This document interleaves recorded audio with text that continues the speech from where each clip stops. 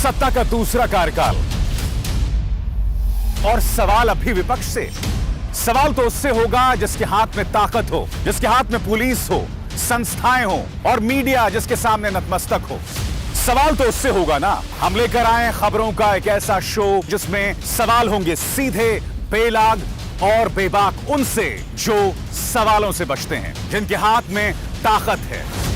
बेबाक सिर्फ the live TV पर। द लाइव टीवी, सच सबसे आगे। नमस्कार, आप देख रहे हैं बेबाक, मैं अभिसार शर्मा।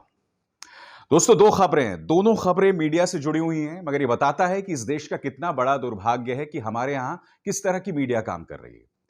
खबर यह है कि हैथवे केबल, जी हां, इसने एनडीटीवी इंडिया को दिखाना बंद कर दिया है। केबल नेटवर्क है। कौन है मालिक हैथवे केबल के? यह शख्स देश का सबसे धनी आदमी मुकेश अंबानी। और दूसरी खबर, टीवी के स्टार और बिग बॉस 13 के विजेता सिद्धार्थ शुक्ल, जैसे कि आप जानते हैं, नहीं रहे। 40 साल की उम्र में उनका दिल का दौरा पड़ने से उनकी मौत हो गई।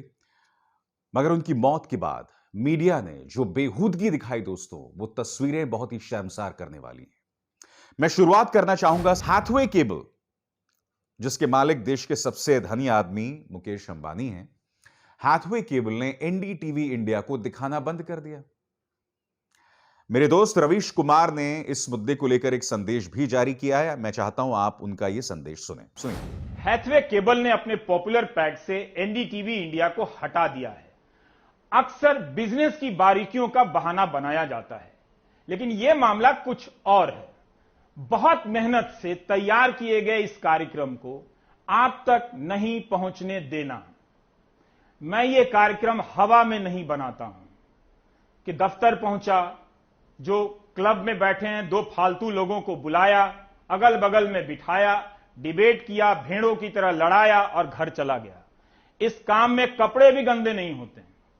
लेकिन जिस तरह से हम प्राइम टाइम के लिए मेहनत करते हैं, सुबह 7 बजे से लेकर रात के 10 बजे तक हजारों शब्द टाइप करते हैं, खुद करता हूं मैं। हम बहुत छोटी सी टीम के साथ बहुत लगन से काम करते हैं। अगर इतनी मेहनत से तैयार किए गए कार्यक्रम को आप तक नहीं पहुंचने देने के लिए इतने जुगाड़ लगाए जाएंगे, यह अच्छा नहीं है। हम तो अपना काम करते रहेंगे। यह सिर्फ एक कार्यक्रम नहीं है। जिस वक्त गोदी मीडिया हिंदुस्तान के लाखों लोगों के लोकतांत्रिक सपनों की हत्या कर रहा है, हम उसके दस्तावेज हर दिन जुटाकर आपके सामने रख देते हैं। आज का कार्यक्रम नहीं पहुंचेगा, लेकिन इतिहास में कोई पलट कर देखेगा तो कहेगा कि देखने वाला यही कार्यक्रम था। इसलिए ऐसा मत होने दीजिए। आप हैथवे केबल को फोन कीजिए, उनको ट्विटर पर उनसे कहिए कि एनडीटीवी इंडिया लगाइए, हमें प्राइम टाइम देखना है। यह पहली बार नहीं है जब इस तरह से चैनल्स को ब्लॉक किया गया है, चैनल्स के कार्यक्रमों को ब्लॉक किया गया है। मैं आगे आपको कहानी सुनाऊंगा, मगर मेरा सवाल मुकेश अंबानी साहब से। मुकेश अंबानी साहब, आप देश के सबसे धनी आदमी हैं, आपको किसी चीज की कमी नहीं है। मैं आपसे समझना चाहता हूं मुकेश जी कि आप किस तरह का मीडिया चाहते हैं इस देश में। एनडीटीवी इंडिया को बंद करवाया जा रहा है, नहीं दिखाया जा रहा है हैथवे केबल के जरिए। अब मैं आपको 3 तस्वीरें दिखाना चाहता हूं, क्योंकि न्यूज 18, जैसा कि आप जानते हैं, मुकेश अंबानी का न्यूज चैनल है। सबसे पहले ये देखिए, हक्कानी नेटवर्क, जो एक आतंकवादी संगठन है, उसका इंटरव्यू इनका न्यूज 18 कर रहा है। आपके सामने प्रमाण। अब इसी खबर से जुड़ी 2 और स्क्रीनशॉट से मैं जो आपको दिखाना चाहता हूं, इसमें देखिए, इसमें यह कह रहे हैं कि भाई तालिबान से जो हमने बातचीत की, उससे जो 5 चीजें उभर कर आई हैं। यह न्यूज नेटवर्क आतंकवादियों का इंटरव्यू कर रहा है। इस बात पर ना इस सरकार को आपत्ति है, ना भारतीय जनता पार्टी के प्रचार तंत्र के उन नफरती चिंटुओं को आपत्ति है, जो 2-2 रुपए प्रति ट्वीट में अपना जीवन व्यापन करते हैं, अपनी जिंदगी बिताते हैं। कहां गई तुम्हारी देशभक्ति? अब तुम्हारा खून नहीं खौल रहा है, यहां पर आतंकवादी का इंटरव्यू किया जा रहा है भाई। और फिर अंबानी साहब का न्यूज चैनल यह भी कह रहा है, आपकी स्क्रीन पर देखिए, कि क्या तालिबान पाकिस्तान से अपने रिश्ते खत्म कर देगा? अब तक तालिबान को तुम लोग आतंकवादी मान रहे थे, अब आपको इस बात की तकलीफ है कि तालिबान के रिश्ते पाकिस्तान के साथ हैं। मैं तो शुरू से ही कह रहा हूं कि तालिबान एक आतंकवादी संगठन है, और अब भी कह रहा हूं। मगर मैं यह भी मानता हूं दोस्तों कि कल जो सरकार बातचीत कर रही है तालिबान के साथ, हमें भारतीय जनता पार्टी के दोहरे मापदंड को एक्सपोज करना चाहिए, जरूर करना चाहिए। और क्यों करना चाहिए मैं आपको बताता हूं। क्योंकि तालिबान का इस्तेमाल ये लोग उत्तर प्रदेश में सियासत के लिए करते हैं, उत्तराखंड में सियासत के लिए करते हैं, मध्य प्रदेश में सियासत के लिए करते हैं। मगर दूसरी तरफ 2018 से इनकी बातचीत जारी है। औपचारिक तौर पर हमारे जो एम्बेसडर हैं कतर के मित्तल साहब, उनके और शेर मोहम्मद स्टैनिक्ज़ई के बीच में औपचारिक तौर पर भी बातचीत हुई। तो हमें इस मुद्दे पर सवाल उठाना चाहिए। मगर यह भी हमें समझना चाहिए कि सरकार आज की तारीख में तालिबान से बातचीत इसलिए भी कर रही है क्योंकि हमारे कई नागरिक अब भी अफगानिस्तान में हैं। हम तालिबान के साथ दुश्मनी इस वक्त नहीं मोल सकते हैं, मगर दूसरी तरफ तालिबान जो कर रहा है उस पर हम पर्दा ना डालें, उसकी आतंकी सोच पर हम पर्दा ना डालें।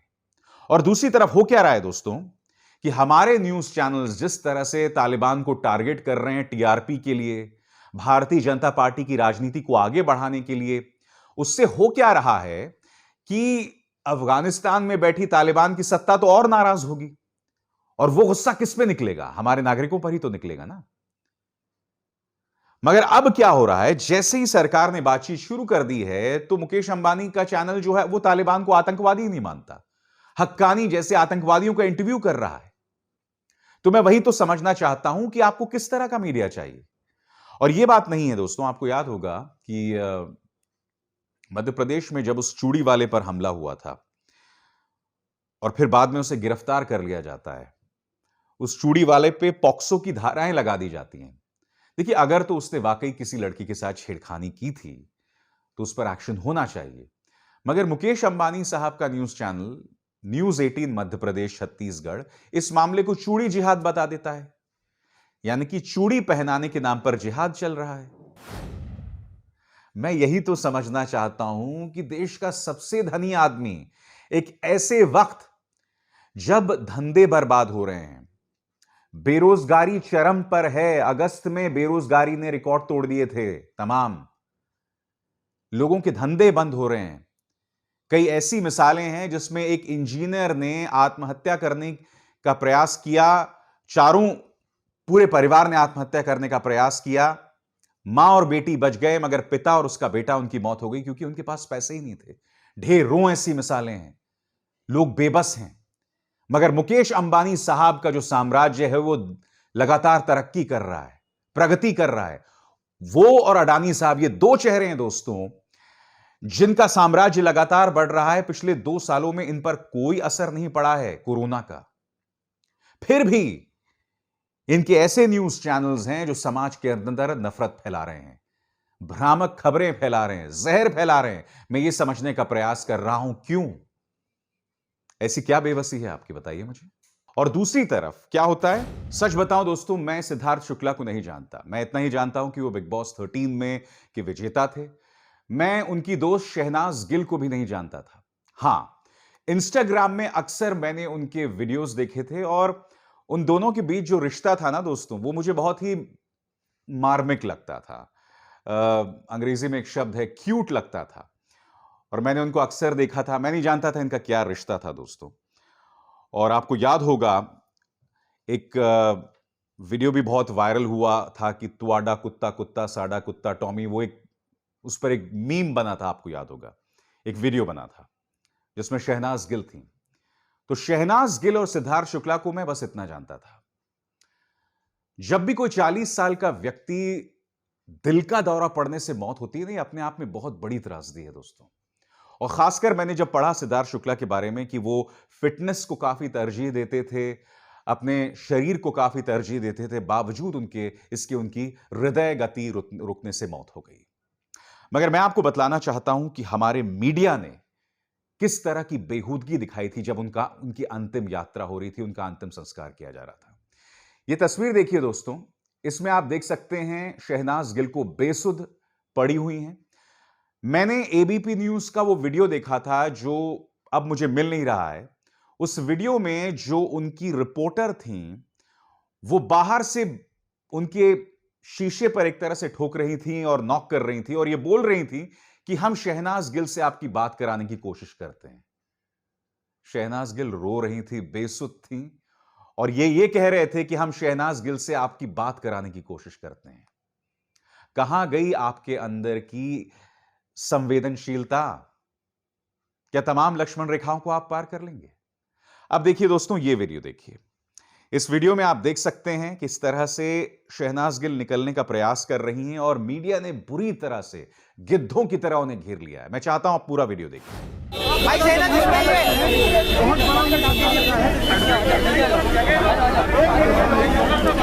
और यहाँ पे शहनाज गिल आ चुकी है, देख सकते हो शहनाज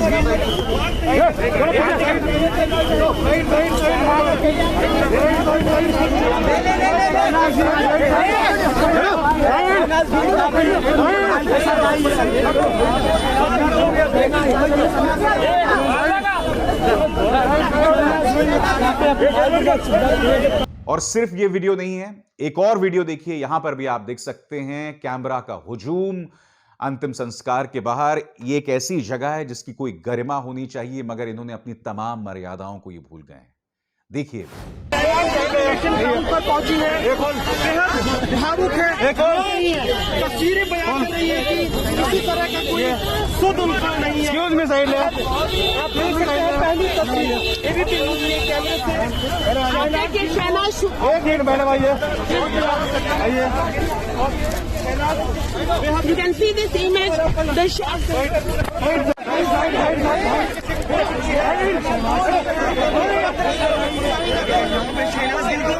मुंबई पुलिस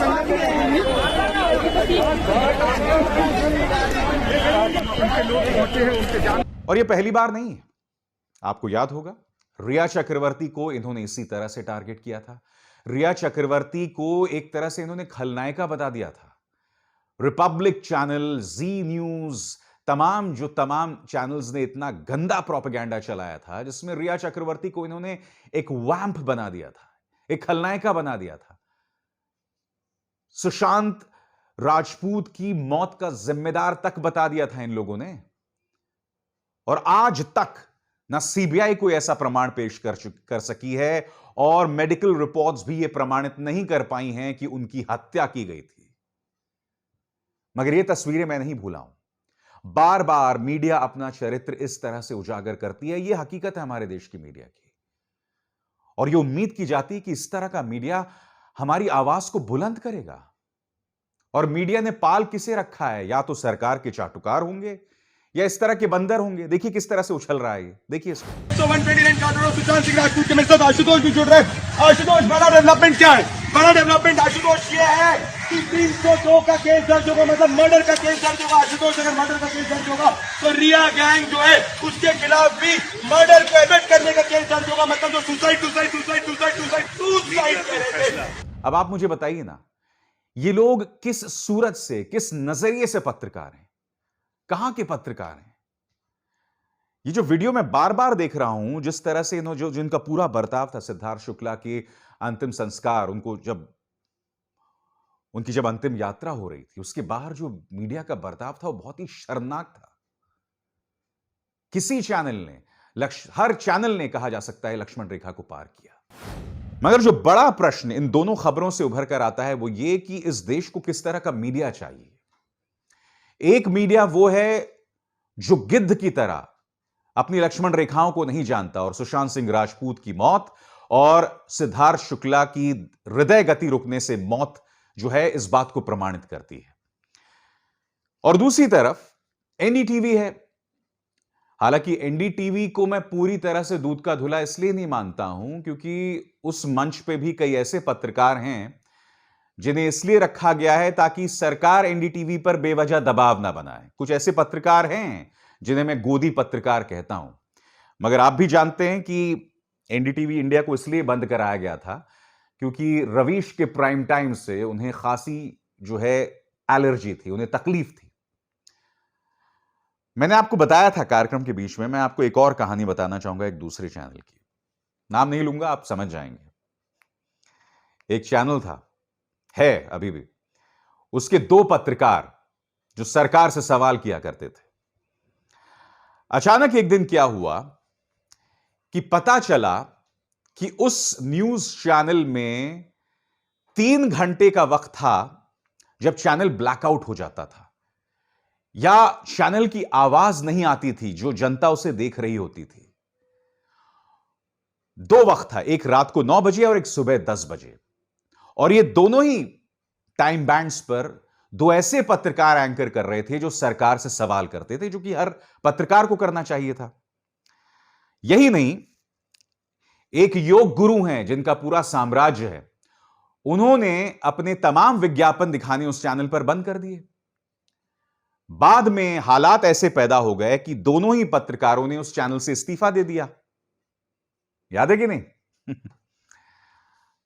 और बाद में पता चला कि उन दोनों टाइम बैंड्स में जहां ब्लैकआउट हो रहा था, जहां आवाज नहीं सुनाई दे रही थी, सब कुछ ठीक हो गया। और वो योग गुरु भाई साहब, वो लाला जी जिन्होंने विज्ञापन बंद कर दिए थे, उन्होंने फिर से अपने विज्ञापन शुरू कर दिए। बाद में मुझे पता चला दोस्तों कि दरअसल केबल नेटवर्क्स ने ब्लैकआउट नहीं किया था। केबल नेटवर्क्स ऐसा कुछ नहीं कर रहे थे। उसी चैनल ने जानबूझकर सरकार को यह संदेश देने के लिए कि देखो हम इन दोनों पत्रकारों पर अंकुश डाल रहे हैं, जानबूझकर खुद ही ब्लैकआउट कर रहे थे, खुद ही सिग्नल्स को कमजोर करके उसका प्रसारण कर रहे थे, जिससे सुनने वाली जो जनता है अपने घर में बैठ के जो सुनना चाह रही है, उन्हें ना समझ आए ना दिखाई दे। यह खेल उसी चैनल ने किया था। यह है हमारे न्यूज चैनल्स की हकीकत। या तो वो सरकार के सामने डर जाते हैं, या तो सरकार के सामने नतमस्तक होके उनके चंद रुपयों के लिए उनका गंदा और नफरती एजेंडा चलाते हैं। यह है हमारा मीडिया। अब आपको तय करना है कि आपको कैसा मीडिया चाहिए। नमस्कार। द लाइव टीवी, सच सबसे आगे।